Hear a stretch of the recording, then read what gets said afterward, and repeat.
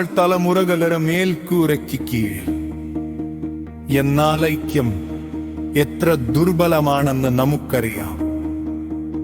പരിഹരിക്കപ്പെടാത്തൊരു മുറിവ്, ഒരു ശാഠ്യമുള്ള നിശബ്ദത, ക്ഷമിക്കാൻ ഒരു വിസമ്മതം.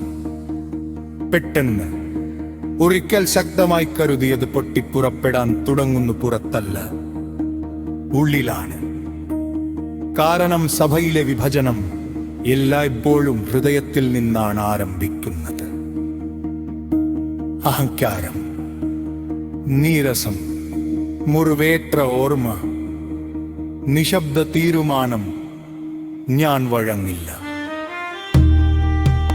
ഐക്യമാത് ഒരു മീറ്റിംഗ് അല്ല, ഒരു ഘടനയല്ല, ഒരു പരിപാടിയല്ല.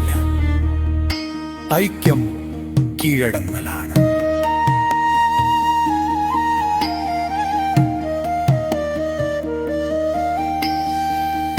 ഹൃദയങ്ങൾ ദൈവത്തിനു വഴങ്ങുമ്പോൾ സമാധാനം പിന്തുടരുന്നു.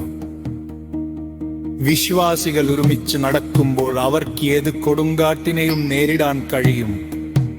ചരിത്രവും ഇത് പഠിപ്പിക്കുന്നു. 18-ാം നൂറ്റാണ്ടിൽ കാനഡയിലെ ഒരു യുദ്ധത്തിനിടെ ഒരു സൈനിക മേധാവി ഒരു കത്തീഡ്രലിന് മുന്നിൽ നിന്നുകൊണ്ട് വിശുദ്ധരുടെ പ്രതിമകൾക്ക് നേരെ വെടിയുതിർത്തു. കല്ല് ലക്ഷ്യങ്ങൾ, വ്യാജ ശത്രുക്കൾ. യഥാർത്ഥ യുദ്ധം വന്നപ്പോൾ അദ്ദേഹത്തിനൊന്നും അവശേഷിച്ചില്ല. നഗരമുറച്ചു നിന്നു. അദ്ദേഹത്തിന് പരാജയം ശക്തിരുവനമർവഴില. യഥാർത്ഥ ശത്രുവിനെ തിരിച്ചറിയുന്നതിൽ പരാജയപ്പെട്ടു.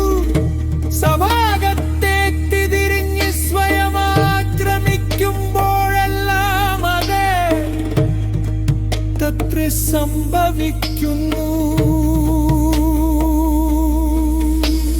വിശുദ്ധിക്ക് വേണ്ടിയുള്ള ഊർജം മത്സരത്തിനായി ചെലവഴിക്കുമ്പോൾ, തിന്മയ്ക്ക് വേണ്ടിയുള്ള ആയുധങ്ങൾ സഹോദരീ സഹോദരന്മാർക്കെതിരെ തിരിയുമ്പോൾ, നിഴലുകളുമായി പോരാടുമ്പോൾ